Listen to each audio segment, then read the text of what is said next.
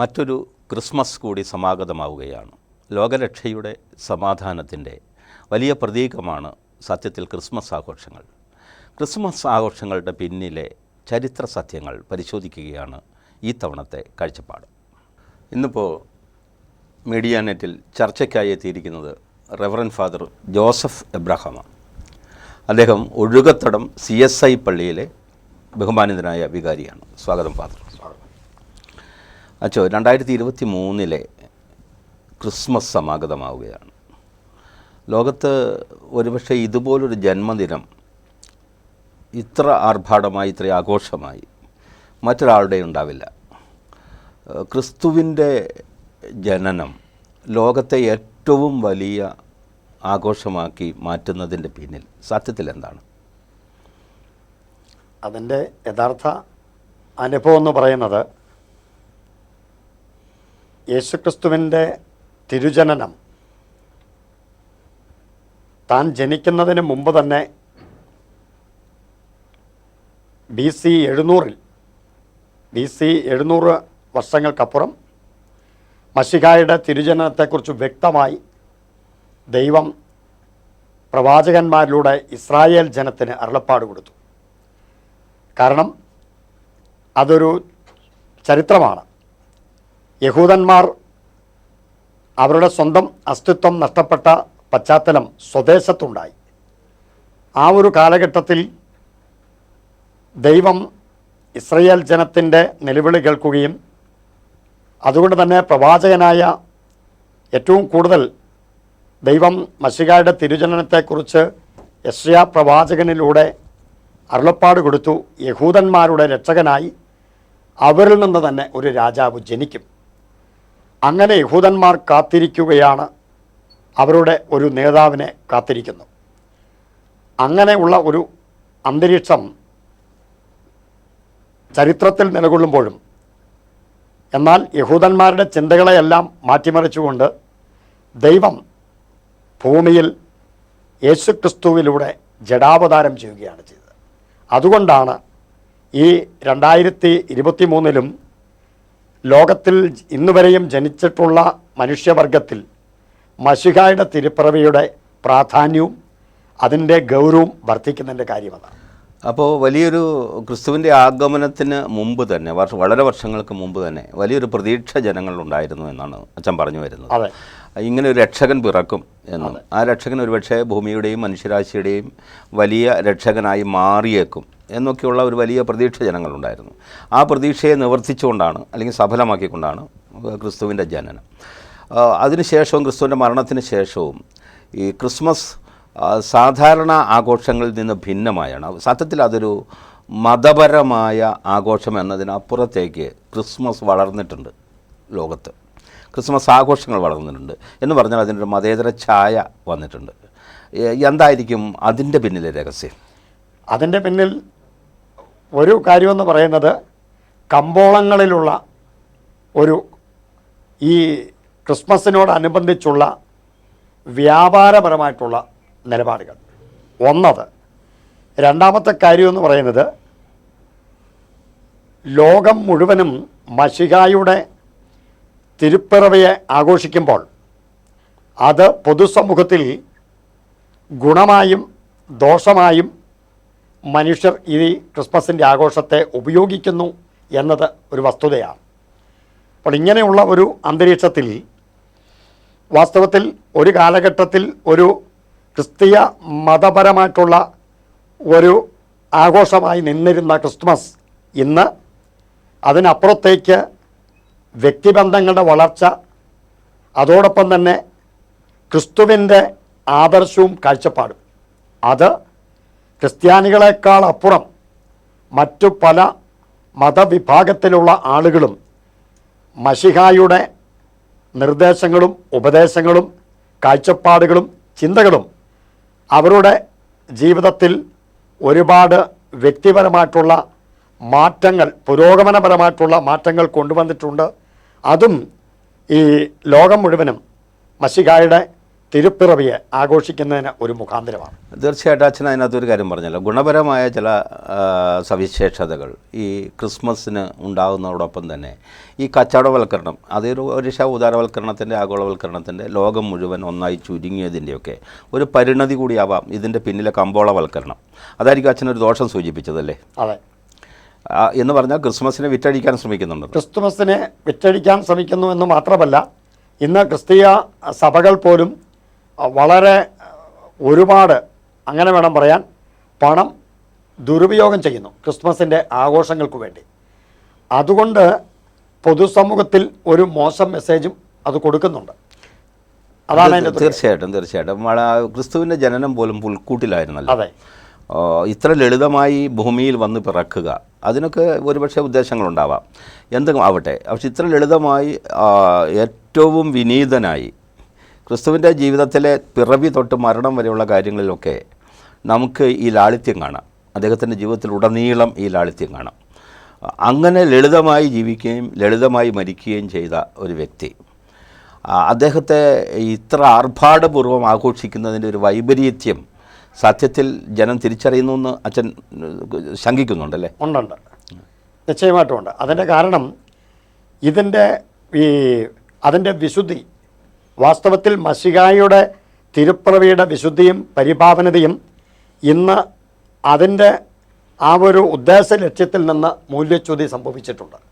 ഇത് കേവലം ഒരു ആഘോഷ തിമിർപ്പിലേക്ക്, പ്രത്യേകിച്ച് നമ്മുടെ കേരളത്തിലേക്ക് തന്നെ നോക്കുമ്പോൾ, കേരളത്തിലെ എല്ലാ ക്രിസ്തീയ സഭകളും ഒട്ടനവധി പ്രോഗ്രാമുകൾ ഇതിനോടനുബന്ധിച്ച് ചെയ്യുന്നുണ്ട്. അത് ഭയങ്കരമായിട്ടുള്ള കോമ്പറ്റീഷൻ നടക്കുന്നുണ്ട്. ഇപ്പോൾ ക്രിസ്മസിൻ്റെ ഗാനമത്സരം തൊട്ട് അങ്ങനെ ലക്ഷക്കണക്കിന് രൂപ ദുരുപയോഗപ്പെടുത്തുന്നുണ്ട്.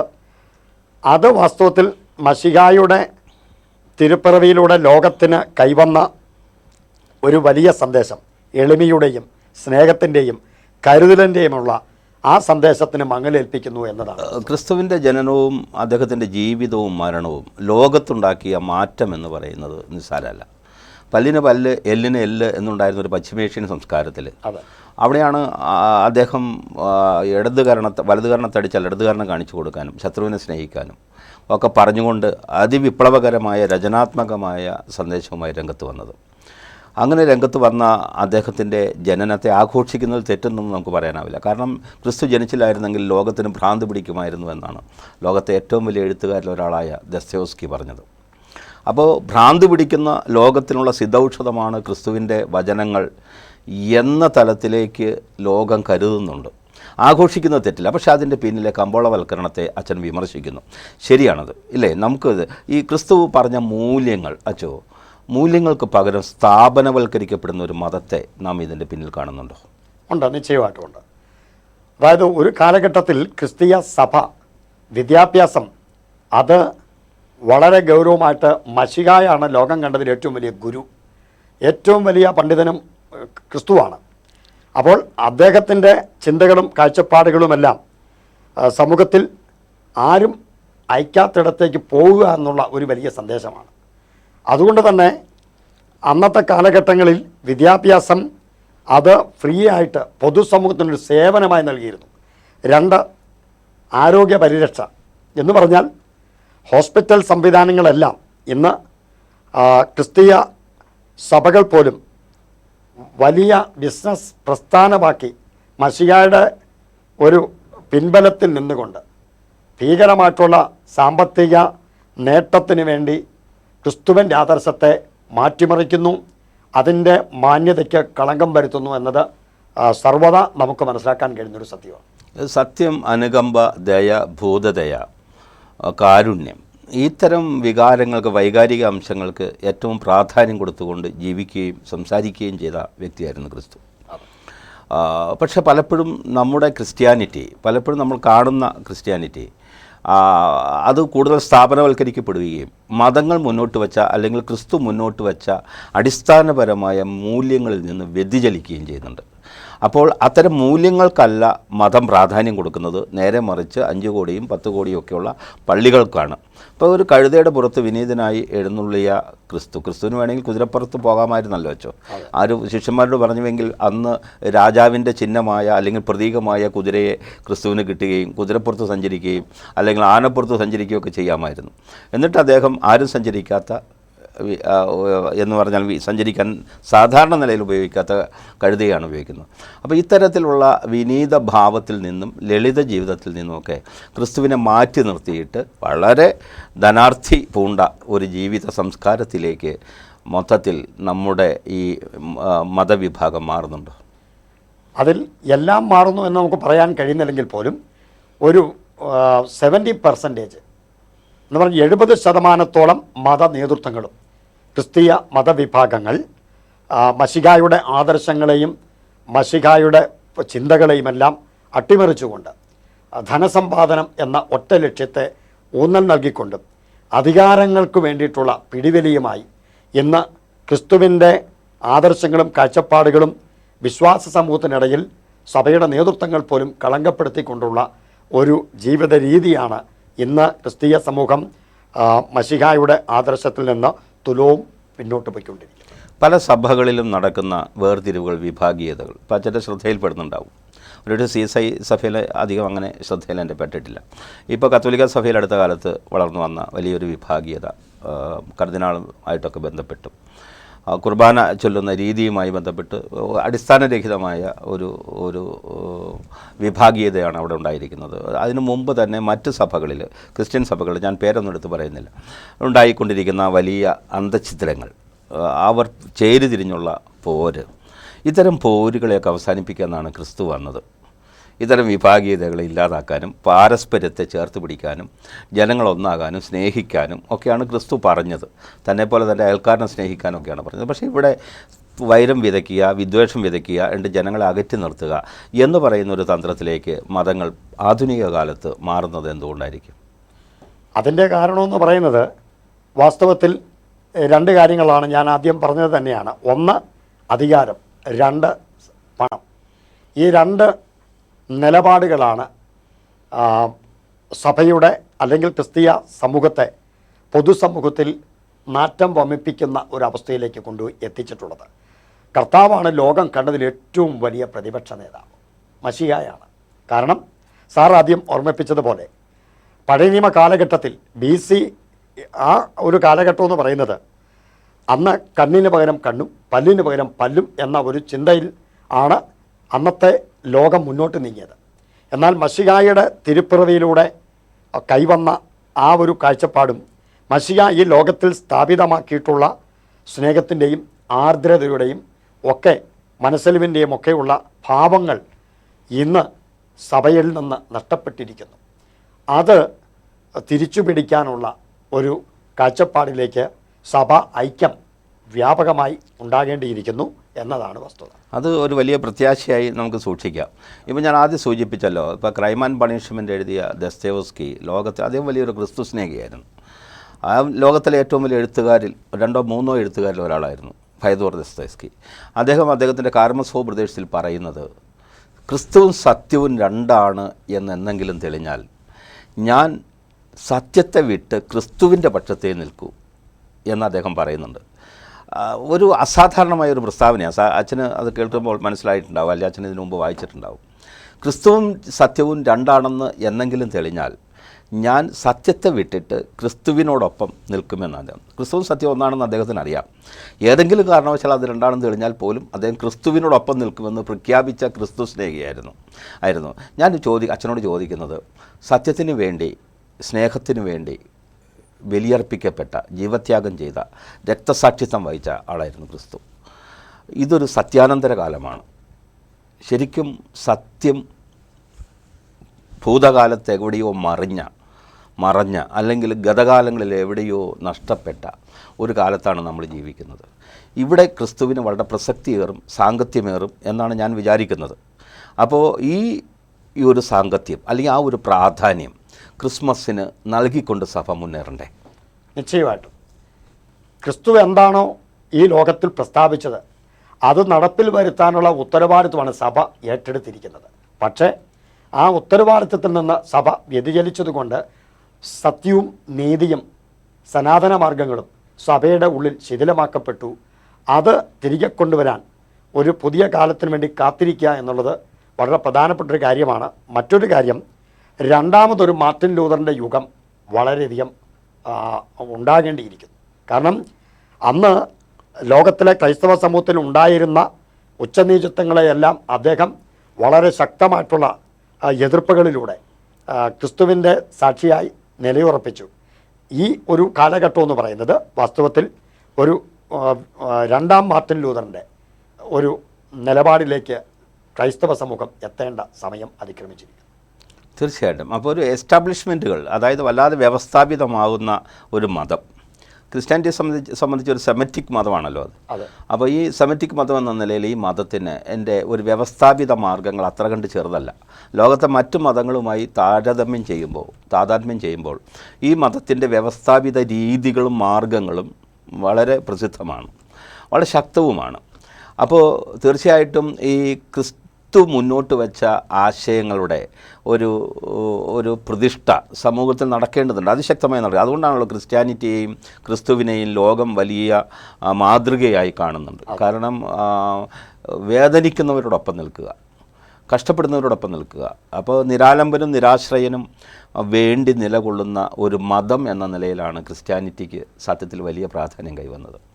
അത് വിട്ടുപോകാതെ മത നേതാക്കൾ, ഇപ്പോൾ സഭ ഒത്തിരി ഉണ്ടാവാം, അച്ഛൻ പറഞ്ഞ പോലെ അതിന് അധികാരവും പദവിയൊക്കെ അതിൻ്റെ പിന്നിൽ സാധ്യതകളാവാം. പക്ഷേ എന്തുണ്ടെങ്കിൽ പോലും എന്തുകൊണ്ട് ഈ ക്രിസ്തു മുന്നോട്ട് വച്ച ആശയങ്ങളെ ശക്തമായി സാധൂകരിച്ച് നിന്നുകൂടാ? അതിൻ്റെ അകത്തുള്ള ഒരു യാഥാർത്ഥ്യം എന്ന് പറയുന്നത്, ക്രിസ്തു കാണിച്ചു തന്ന മാതൃക അത് പാർശ്വവൽക്കരിക്കപ്പെട്ടവരുടെ പക്ഷത്ത് നിൽക്കുക എന്നുള്ളതാണ്. പാർശ്വവൽക്കരിക്കപ്പെട്ടവരെ അല്ലെങ്കിൽ പൊതുസമൂഹം തടയപ്പെട്ട ആളുകളെ ഒപ്പം നിർത്തുക എന്ന ഒരു ആദർശത്തിലേക്ക് സഭ ഇറങ്ങിച്ചെല്ലാതിരിക്കുന്നതിൻ്റെ വ്യക്തമായൊരു കാരണമെന്ന് പറയുന്നത്, ഇന്ന് സഭ ഈ ലക്ഷ്യത്തിൽ നിന്ന് പിൻവലിഞ്ഞു പോയിട്ടുണ്ട്. ലക്ഷ്യബോധത്തിൽ നിന്ന് പിൻവലിഞ്ഞു പോയ സഭയ്ക്ക് പറ്റിയ ഏറ്റവും വലിയ ദുഃഖകരമായൊരവസ്ഥ എന്ന് പറയുന്നത്, ഇന്നത്തെ പുതുതലമുറയ്ക്ക് ആദർശധീരന്മാരായ സഭാ നേതൃത്വത്തെ കാണിച്ചു കൊടുക്കാൻ ലോകത്തിന് കഴിയുന്നില്ല എന്നതാണ് വസ്തുത. നേതൃത്വങ്ങൾ എല്ലായിടങ്ങളിലും ജീർണാവസ്ഥയിലാണ് അച്ചോ നമ്മൾ കാണുമ്പോൾ. പുതിയ ഒരു കാലത്ത്, ഞാൻ സത്യാനന്തര കാലം സൂചിപ്പിച്ചല്ലോ, അപ്പോൾ അത് രാഷ്ട്രീയത്തിലായാലും ആത്മീയ തലത്തിലായാലും സാംസ്കാരിക തലത്തിലായാലും സാമൂഹിക തലത്തിലായാലും നേതൃത്വങ്ങളെല്ലാം വല്ലാത്ത ജീർണതയിലേക്ക് പോയിക്കൊണ്ടിരിക്കുകയാണ്. അതിൻ്റെ ഒരു ജീർണത ഒരുപക്ഷെ ആത്മീയ തലങ്ങളെയും ബാധിച്ചിട്ടുണ്ടാവാം എന്ന് നമുക്ക് കാണാം. ഞാൻ അച്ഛനോട് മറ്റൊരു കാര്യം ചോദിക്കട്ടെ. ഇപ്പോൾ ക്രിസ്തു ദൈവപുത്രനായിരുന്നു, ക്രിസ്തു കുരിശിൽ മരിച്ചു, ക്രിസ്തു ഉയർത്തെഴുന്നേറ്റു എന്നൊക്കെ ഒരു ക്രിസ്ത്യാനിയുടെ വിശ്വാസമാണ്. മറ്റ് ആളുകൾ അങ്ങനെ വിശ്വസിക്കണമെന്ന് നിർബന്ധമൊന്നുമില്ല. ക്രിസ്തു ദൈവപുത്രനായിരുന്നു എന്നും അല്ലെങ്കിൽ ക്രിസ്ത്യാനികളിൽ തന്നെ ഒരു വിഭാഗം ദൈവപുത്രനായി ക്രിസ്തുവിനെ അംഗീകരിക്കണമെന്നൊന്നും നിർബന്ധങ്ങളില്ല. നമ്മൾ വാശി പിടിക്കേണ്ടതില്ലല്ലോ. അത് അവരവർക്ക് വിശ്വസിക്കാം. ദൈവപുത്രനാണെന്ന് വിശ്വസിക്കുന്നവർക്ക് അങ്ങനെയും വിശ്വസിക്കാം. ഏതായാലും ക്രിസ്ത്യാനികളായ ആളുകളെല്ലാം അത് ക്രിസ്തു ദൈവപുത്രനാണെന്ന് വിശ്വസിക്കുന്നുണ്ട്. വിശ്വസിക്കാതിരിക്കാനുള്ള അവകാശം മറ്റുള്ളവർക്കുമുണ്ട്. അങ്ങനെ കേവല മനുഷ്യനെന്ന് ഞാൻ ഉദ്ദേശിക്കുന്നത് ദൈവപുത്രനല്ലാത്ത ഒരു മനുഷ്യപുത്രൻ എന്ന നിലയിലാണ്. അങ്ങനെ ക്രിസ്തുവിനെ കണ്ടാൽ പോലും ക്രിസ്തു ലോകം കണ്ടതിൽ ഏറ്റവും വലിയ മനുഷ്യസ്നേഹി തന്നെയാണല്ലോ. അതിൻ്റെ ഒരു കാര്യമെന്ന് പറയുന്നത്, ഇപ്പോൾ വാസ്തവത്തിൽ ക്രിസ്തീയ കുടുംബത്തിൽ 2000 വർഷം മുതൽ ക്രിസ്തുമതം 1-ാം നൂറ്റാണ്ടിൽ ലോകത്തിൽ പടർന്നു പന്തലിച്ചു. ഇന്ന് ലോകത്തിലെ അനേക രാജ്യങ്ങളിൽ ക്രിസ്തുമതം വളരെ സജീവമായി നിലകൊള്ളുന്നു. എങ്കിലും ക്രിസ്തീയ കുടുംബത്തിൽ ജനിച്ചതുകൊണ്ട് മാത്രം ഒരു വ്യക്തി ക്രിസ്ത്യാനിയാകുന്നില്ല. ആ ഒരു കാഴ്ചപ്പാടിൽ നമ്മൾ മനസ്സിലാക്കുമ്പോൾ മശിഹായ്ക്ക് പകരം വയ്ക്കാൻ ലോകത്തിൽ ഇതുവരെ ഒരു തത്വചിന്തകനെയോ ആദർശധീരനെയോ ലോകം കണ്ടിട്ടില്ല എന്നതാണ് വസ്തുത. അതിൻ്റെ കാരണം മത സാമൂഹ്യ വ്യവസ്ഥിതിക്കപ്പുറമാണ് ദൈവത്തിൻ്റെ, അല്ലെങ്കിൽ ദൈവം മനുഷ്യനായി ക്രിസ്തുവിലൂടെ ജഡാവതാരം ചെയ്ത യേശു ക്രിസ്തുവിൽ കാണുന്നത് മത സാമൂഹ്യ വ്യവസ്ഥിതികൾക്കപ്പുറമായിട്ടുള്ള ഒരു വലിയ മനുഷ്യസ്നേഹിയാണ് ലോകം ക്രിസ്തുവിൽ ദർശിക്കുന്നത്. അതുകൊണ്ട് തന്നെ അദ്ദേഹത്തിൻ്റെ ചിന്തകളും ആദർശങ്ങളും കാഴ്ചപ്പാടുകൾക്കും ലോകം എവിടെ വരെ പോകുന്നോ ആ കാലഘട്ടം വരെ അതിന് ഒരു വ്യത്യസ്തതയും ഉണ്ടാകുന്നില്ല. സാർ ആദ്യം പറഞ്ഞ പോലെ തന്നെ സത്യം സത്യമാണ്, നീതി നീതിയാണ്. ഏതെങ്കിലും കാലത്ത് സത്യം മറയ്ക്കപ്പെട്ടാൽ കാലം ആ സത്യത്തെ തെളിയിക്കും എന്നത് ക്രിസ്തുവിൻ്റെ കാഴ്ചപ്പാട് തന്നെ, ക്രിസ്തുവിൻ്റെ ആദർശം തന്നെ, ക്രിസ്തുവിൻ്റെ പഠിപ്പിക്കലും വ്യക്തമാണ്. സത്യമാണ് അച്ഛൻ പറഞ്ഞത്. വളരെ അടിവരയിടേണ്ട ഒരു പോയിൻ്റാണ്. കാരണം അനുദിനം വഷളാവുകയാണ് നമ്മുടെ സമൂഹം, അനുനിമിഷം ആസുരമാവുകയാണ്. ഒരു കെട്ടകാലത്തിൻ്റെ ദുർഭഗ സന്തതികളാണ് ഇപ്പോൾ ലോകത്ത് ജീവിച്ചിരിക്കുന്നവർ എന്നാണ് പൊതുവെ തത്വചിന്തകർ പറയുന്നത്. ആ തരത്തിലേക്ക് കാലം വല്ലാതെ ജനങ്ങളെ കൂട്ടിക്കൊണ്ടു പോകുന്നുണ്ട്, ഒരു ദുഷിച്ച കാലത്തിലേക്ക്. അപ്പോൾ അവിടെയാണ് ക്രിസ്തുവിൻ്റെ വാക്കുകൾക്ക് ഏറ്റവും പ്രസക്തി ഉണ്ടാകുന്നത്. അപ്പോൾ ആ പ്രസക്തിയെ നമ്മൾ ഒരു നേരിൻ്റെ അനുഭവമാക്കി മാറ്റി എടുക്കേണ്ടതുമുണ്ട്. ഇപ്പോൾ ക്രിസ്തുവിനെ സംബന്ധിച്ചിടത്തോളം ഞാൻ സൂചിപ്പിച്ചു വരുന്നത്, ക്രിസ്തു വളരെ പാവം ഒരു മനുഷ്യനായിരുന്നു, അല്ലെങ്കിൽ ദൈവപുത്രൻ പാവമായിരുന്നു. നമ്മുടെ ക്രിസ്ത്യാനികളിൽ നല്ലൊരു പങ്ക് ആളുകൾ ധരിച്ചു വച്ചിരിക്കുന്നത് അങ്ങനെയാണ്. ക്രിസ്തു ഒരു പാവമായിരുന്നു. അദ്ദേഹം എല്ലാവരോടും വളരെ ശാന്തമായി സംസാരിച്ചു, വളരെ സഹനത്തോടെ സംസാരിച്ചു എന്നൊക്കെയായിരുന്നു.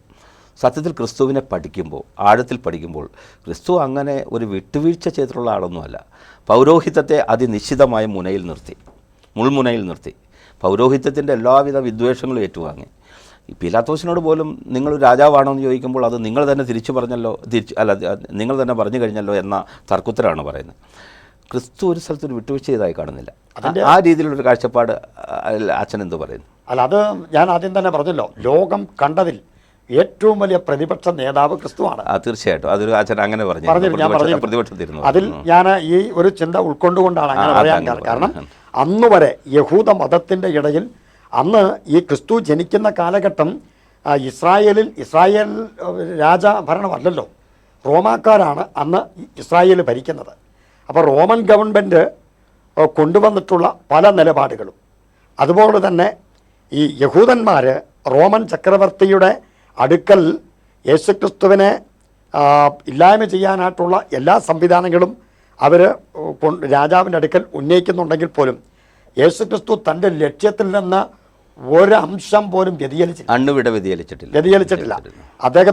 അദ്ദേഹത്തിൻ്റെ പരസ്യയുടെ കാലഘട്ടത്തിൽ, അതായത് ന്യായ പ്രമാണിയായിരിക്കുന്ന ഒരു മനുഷ്യൻ വന്ന് ചോദിക്കുക, നിത്യജീവൻ അവകാശമാക്കാൻ ഞാൻ എന്ത് ചെയ്യണം?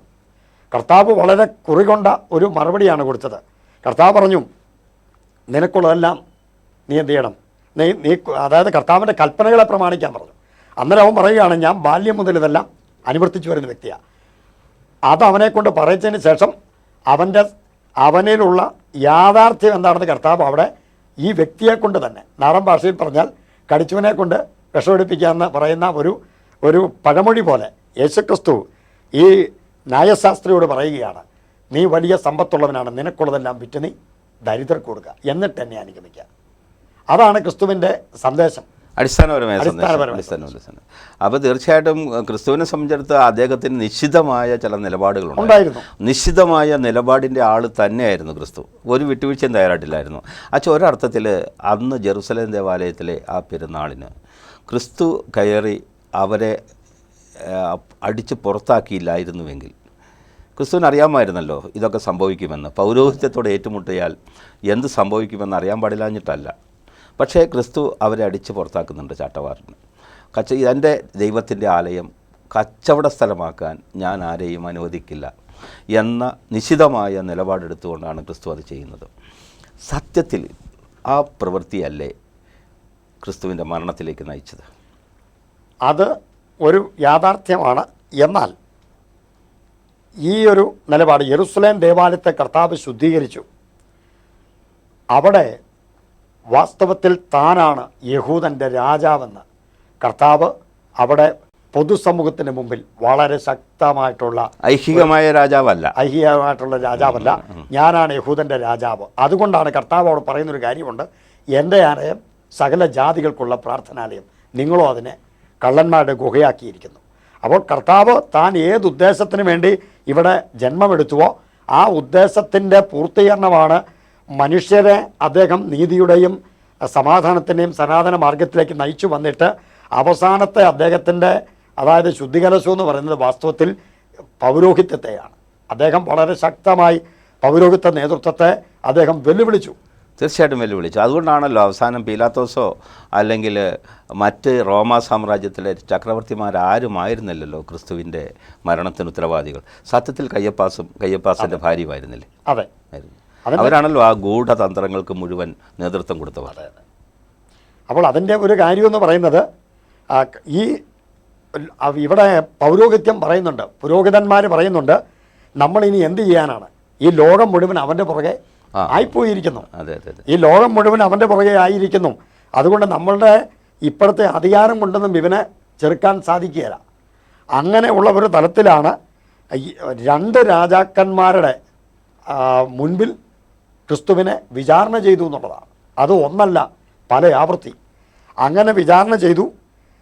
ക്രിസ്തുവിനെ കൊലപ്പെടുത്തിയില്ലെങ്കിൽ പിന്നെ ഇവർക്ക് പൗരോഹിത്യത്തിൻ്റെ നേതൃത്വത്തിലോ രാജകീയ പദവിയിലോ പിടിച്ചു നിൽക്കാൻ കഴിയില്ല എന്നുള്ള കൃത്യമായിട്ടുള്ള നിലപാടാണ് ഈ ക്രൂശീകരണത്തിലേക്ക് യേശു ക്രിസ്തുവിനെ കൊണ്ടുപോയത്.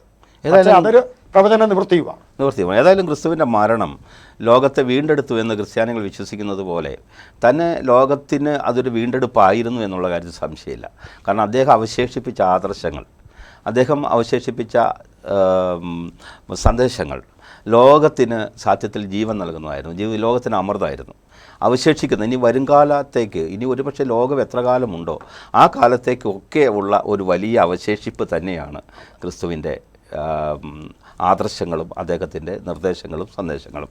അതുകൊണ്ട് തന്നെ നമുക്ക് ക്രിസ്മസ് ഇപ്പോൾ ഈ നക്ഷത്രം, പിന്നെ അതുമായി ബന്ധപ്പെട്ട ഇലൂമിനേഷൻ, പിന്നെ ഈ കമ്പോളങ്ങളിലെ കേക്ക് വിൽപ്പന, അതൊക്കെ ഒരു ഭാഗത്ത് നടക്കണ്ട നമ്മൾ, അതൊക്കെ ആഘോഷങ്ങളുടെ ഭാഗമാണല്ലോ.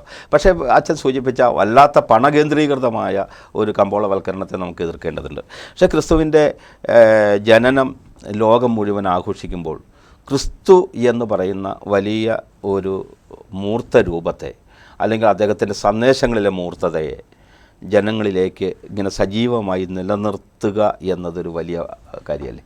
നിശ്ചയമായിട്ടും സാറിപ്പോൾ പറഞ്ഞതിലാണ് ഇന്നത്തെ ഈ ഒരു ചർച്ചയുടെ കാതലായ ഒരു സത്യം ഒളിഞ്ഞു കിടക്കുന്നത്. വാസ്തവത്തിൽ ക്രിസ്തുമസ് ഇത് യേശുക്രിസ്തുവിൻ്റെ തിരുപ്പിറവിയുടെ മാന്യതയോ അല്ലെങ്കിൽ ക്രിസ്തു എന്താണ് താൻ ഈ ലോകത്തിൽ ജന്മമെടുത്ത് ലോകത്തിൽ തൻ്റെ ആദർശം എന്താണെന്നോ ഒന്നും മൈൻഡ് ചെയ്യാതെ ലോകം ഒരു ആഘോഷത്തിൻ്റെ പുറകിൽ അങ്ങനെ കൂടി നിൽക്കുന്നു എന്നതാണ് അതിൻ്റെ ഒരു ചരിത്രത്തിലേക്ക് നമ്മൾ ഇപ്പോൾ കാണുന്നത്.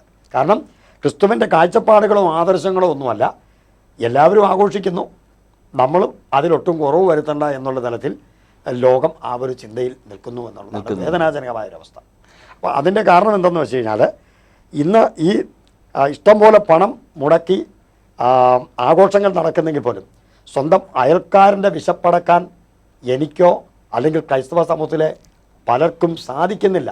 വാസ്തവത്തിൽ കർത്താവ് ഈ ലോകത്തിൽ അദ്ദേഹത്തിൻ്റെ പിറവിയിലൂടെ കാണിച്ചു തന്നായ ഒരു മാതൃക എന്ന് പറയുന്നത് ഇന്നുവരെ ലോകത്തിൽ ഒരു കുഞ്ഞിനും കിട്ടാത്ത ഒരു ജന്മമാണ് മശിഹായ്ക്കുണ്ടായത്. കാരണം വഴിയമ്പലത്തിൽ പോലും സ്ഥലമില്ലാത്തത് കൊണ്ടാണ് പശുത്തൊട്ടിയിൽ കിടത്തിയത്.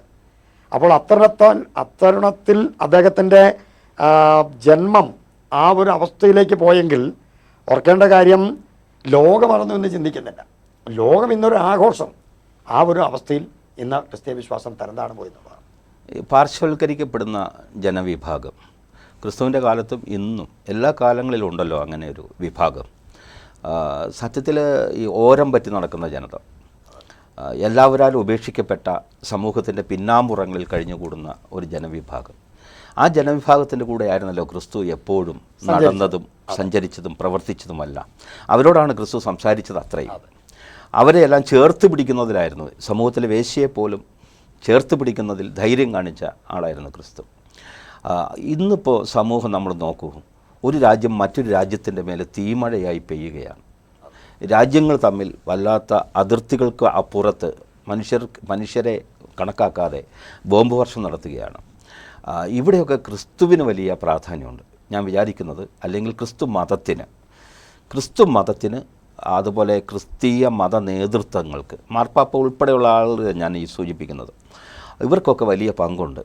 അപ്പോൾ ഒരു രാജ്യം മറ്റൊരു രാജ്യത്തോട് എതിർക്കുമ്പോഴും അവിടെ മരിച്ചു വീഴുന്ന പാവങ്ങൾ, ഇപ്പോൾ അച്ഛൻ ശ്രദ്ധിച്ചിട്ടുണ്ടാവും, ഞാൻ ആരുടെയും പക്ഷം പിടിക്കുക അല്ലെങ്കിൽ ഒരു രാജ്യത്തിന് വേണ്ടിയോ സംസാരിക്കുകയല്ല, നേരെ മറിച്ച് ഏത് രാജ്യത്താണെങ്കിലും കുട്ടികൾ അവരുടെ ശരീര ഭാഗങ്ങളിൽ അല്ലെങ്കിൽ അവയവങ്ങളിൽ സ്വന്തം പേരെഴുതി വയ്ക്കുന്നു. ചെതറിത്തെറിക്കുമ്പോൾ ഈ അവയവം ആരുടേതാണ് എന്ന് തിരിച്ചറിയുന്നതിന് വേണ്ടിയിട്ട് എന്ന് പോലും. അതൊക്കെ ഒരു വല്ലാത്ത നിസ്സഹായതയാണ്, മനുഷ്യൻ നേരിടുന്ന ജീവിതത്തിൻ്റെ നിസ്സഹായതയാണത്. ഇവിടെയാണ് ക്രിസ്ത്യാനിറ്റിയുടെ വലിയ പങ്ക്, ക്രിസ്തു പറഞ്ഞ ജീവിത യാഥാർത്ഥ്യങ്ങളുടെ പങ്ക്. എന്തുകൊണ്ടാണ് വേണ്ടത്ര ക്രിസ്ത്യൻ നേതൃത്വം ഇത്തരം കാര്യങ്ങളിൽ ഇടപെടാത്തത്? അതിൻ്റെ ഒരു ഗുരുതരമായിട്ടുള്ള പ്രതിസന്ധി എന്ന് പറയുന്നത്, ഇപ്പം ഞാനും ഇപ്പോൾ സാറുമായിട്ട് എൻ്റെ പക്ഷത്ത് അനീതി ഉണ്ടെങ്കിൽ നമ്മൾ തമ്മിലുള്ള സൗഹൃദത്തിനൊരു ഉടച്ചിൽ വേണ്ട എന്ന് കണ്ട് സാർ എന്നെ തിരുത്താൻ ശ്രമിക്കുന്നില്ല. ഒരു ഉദാഹരണമാണ് ഞാൻ പറഞ്ഞത്. അത് തന്നെയാണ് ഇന്ന് സംഭവിച്ചിട്ടുള്ള ഏറ്റവും വലിയൊരു ദുഃഖകരമായൊരു കാര്യം. കാരണം ലോകത്തിൽ ഇന്ന് രണ്ട് രാജ്യങ്ങൾ തമ്മിൽ, അത് നമുക്ക് എല്ലാവർക്കും ബോധ്യമുണ്ട്. ഇപ്പം ഇസ്രായേലും പാലസ്തീനും ഒറ്റ അപ്പൻ്റെ മക്കളാണ്. പക്ഷേ പരമ്പരകൾ വർദ്ധിച്ചു കഴിഞ്ഞപ്പോൾ കൊടിയ ശത്രുതയിലേക്കും വൈരാഗ്യത്തിലേക്കും ഇറങ്ങിയതാണ് ഇത്തരണത്തിൽ ഭീകരമായിട്ടുള്ളൊരു യുദ്ധത്തിൻ്റെ പ്രതിസന്ധികളെ ലോകം ഇന്ന് വീക്ഷിച്ചുകൊണ്ടിരിക്കുന്നത്. അവിടെ വാസ്തവത്തിൽ ഇന്ന് ലോകത്തിൽ സംഭവിക്കുന്നത് മൊത്തം പക്ഷം ചേരലാണ്, പക്ഷം ചേരുകയാണ്. ശരിയും തെറ്റും തിരിച്ചറിഞ്ഞ് ഒരു കൃത്യമായ നിലപാടുകളെടുക്കാൻ ക്രിസ്ത്യൻ സമൂഹത്തിന് ഇന്നുവരെ ഈ സമയം വരെ കഴിഞ്ഞിട്ടില്ല എന്നത് ഒരു വസ്തുതയാണ്. നമ്മൾ സമയത്തിൻ്റെ കുറവുകൊണ്ടാണ് അവസാനിപ്പിക്കുകയാണ്. അച്ഛന് ഈ ക്രിസ്മസുമായി ബന്ധപ്പെട്ട് നമുക്ക് ധാരാളം ക്രിസ്തീയ ഗാനങ്ങളുടെ സമയമാണ് ഇപ്പോൾ. ഒട്ടേറെ കരോൾ ഗാനങ്ങൾ, കരോളൊക്കെ ആയിട്ട് ബന്ധപ്പെട്ട് നമുക്ക് ചോദ്യങ്ങൾ ചോദിക്കാറുണ്ട്. ഞാൻ അതിലേക്കൊന്നും കടക്കുന്നില്ല, സമയത്തിൻ്റെ പരിമിതി മൂലം. കണ്ട മനസ്സ് കരോൾ ഗാനങ്ങളുടെ അച്ഛനൊരു ഗായകനാണെന്നും കൂടി ഞാൻ അറിഞ്ഞിട്ടുണ്ട്. ഈ ക്രിസ്മസിലെ വളരെ പ്രസക്തമായ ഒരു 4 വരി പാടി നമുക്ക് അവസാനിപ്പിക്കാം. മന്ദമാരുതൻ വിരുന്നു വന്നുവോ മഞ്ഞണിഞ്ഞ പുല്ലുമേട്ടിൽ, മന്ദമാരുതൻ വിരുന്നു വന്നുവോ മഞ്ഞണിഞ്ഞ പൊന്നിലാവിൽ, പാപികളെ മാറോടു ചേർത്തുവോ താരാട്ടുഗാനം നീ പാടിയോ, പാപികളെ മാറോടു ചേർത്തുവോ താരാട്ടുഗാനം നീ പാടിയോ. ആഹാ ഓഹോ ലാ ലാ ലാ ലാ ലാ ലാ ആഹാ ഓഹോ ലാ ലാ ലാ ലാ ലാ ലാ. എല്ലാ പ്രേക്ഷകർക്കും അച്ഛൻ്റെ ക്രിസ്മസ് ആശംസകൾ നേരണമെന്ന് ഞാൻ അഭ്യർത്ഥിക്കുകയാണ്. എല്ലാ മാന്യ പ്രേക്ഷകർക്കും എൻ്റെ സ്നേഹവന്ദനം ഞാൻ ഈ സമയത്ത് അറിയിക്കുന്നു. 2023 വലിയ പ്രതിസന്ധികളുടെ നടുവിലൂടെയാണ് കടന്നു പോകുന്നത്. പ്രത്യേകിച്ചും ഈ ഡിസംബർ മാസം ആഘോഷത്തിൻ്റെയും സൗഹൃദ ബന്ധങ്ങളുടെ ഒരുമിക്കുന്ന ഒരു സന്ദേശമായി ക്രിസ്മസിൻ്റെ സുദിനങ്ങൾ മാറുകയാണ്. ഇന്ന് ഇവിടെ നിർവഹിക്കപ്പെട്ട ഈ ചർച്ചയിൽ വാസ്തവത്തിൽ ഇന്ന് ലോകത്തിൽ ക്രൈസ്തവ സമൂഹത്തിന് വന്നിട്ടുള്ള മൂല്യച്യുതികളെയെല്ലാം വ്യക്തമായി ഒരിക്കൽ കൂടെ പുനർവിചിന്തനം ചെയ്യാനൊരു സാധ്യതയാണ് ഉണ്ടായത്. കർത്താവായ മശിഹ ഈ ഭൂമിയിൽ ജഡാവതാരം ചെയ്തപ്പോൾ ഒരു മതത്തിന് വേണ്ടിയോ അല്ലെങ്കിൽ ഒരു വിഭാഗത്തിലെ ആളുകൾക്ക് വേണ്ടിയോ മാത്രമല്ല മശിഹ ഈ ലോകത്തിൽ ജഡാവതാരം ചെയ്തത് സർവ്വജനത്തിനും ഉണ്ടാകുന്ന ഒരു മഹാസന്തോഷമായിട്ടാണ്. അതുകൊണ്ട് തന്നെ ഈ ക്രിസ്തുമസിൻ്റെ കാലഘട്ടത്തിൽ ക്രിസ്തുദേവൻ നമുക്ക് കാണിച്ചു തന്നതായ സ്നേഹത്തിൻ്റെയും പരസ്പര കരുതലിൻ്റെയും സൗഹൃദ ബന്ധങ്ങളുടെ ഹസ്തദാനങ്ങൾ ഉയരുവാൻ നമുക്കെല്ലാവർക്കും ദൈവം കൃപ തരട്ടെ എന്ന് ഞാൻ പ്രാർത്ഥിക്കുകയും ആശംസിക്കുകയും ചെയ്യുന്നു. പ്രത്യേകിച്ചും ഈ വർഷം നമുക്ക് ഈ ക്രിസ്മസിൻ്റെ കാലഘട്ടം വളരെ സന്തോഷത്തോടെ ദൈവകൃപ അനുഭവിക്കാൻ സഹായിക്കട്ടെ. ക്രിസ്തുമസിൻ്റെയും പുതുവത്സരത്തിൻ്റെയും എല്ലാവിധ ആശംസകളും ഭാവുകങ്ങളും ഞാൻ നിങ്ങൾക്ക് നേരുന്നു. ദൈവം തമ്പുരാൻ നമ്മെ എല്ലാവരെയും അനുഗ്രഹിക്കട്ടെ. മീഡിയ നെറ്റിൻ്റെ എല്ലാ മാന്യ പ്രേക്ഷകർക്കും ക്രിസ്മസിൻ്റെ ഒപ്പം നവവത്സരത്തിൻ്റെയും ആശംസകൾ അർപ്പിക്കുകയാണ്. വളരെ നന്ദിയുണ്ട് അച്ചോ ഈ സമയത്ത് ഇവിടെ എത്തിയതിനും. ക്രിസ്മസിനെ സംബന്ധിച്ച് സംസാരിച്ചതിന്. ചർച്ച കഴിയുമ്പോൾ ക്രിസ്തുമതം അഭിമുഖീകരിക്കുന്ന ഒട്ടേറെ പ്രതിസന്ധികൾ നമ്മുടെ മുന്നിൽ തെളിയുന്നുണ്ട്. മൂല്യങ്ങളിൽ നിന്നുള്ള നിരാസങ്ങൾ, അതിൽ നിന്നുള്ള പിൻവാങ്ങലുകൾ, ക്രിസ്തു പറഞ്ഞ യഥാർത്ഥ സന്ദേശത്തിൽ നിന്നുള്ള ഒളിച്ചോട്ടങ്ങൾ എല്ലാം നമ്മൾ കാണുമ്പോഴും ക്രിസ്തുവിൻ്റെ ജീവിതം ലോകത്തിന് വലിയ മാതൃകയായി തീരുന്നു എന്നുള്ളതാണ്. ഇനി വരും കാലങ്ങളിലും ക്രിസ്തു അവശേഷിപ്പിച്ച വലിയ സന്ദേശത്തെ നിരാകരിക്കുക അസാധ്യം. എല്ലാ മാന്യ പ്രേക്ഷകർക്കും ഒരിക്കൽ കൂടി ക്രിസ്മസ് ആശംസകൾ.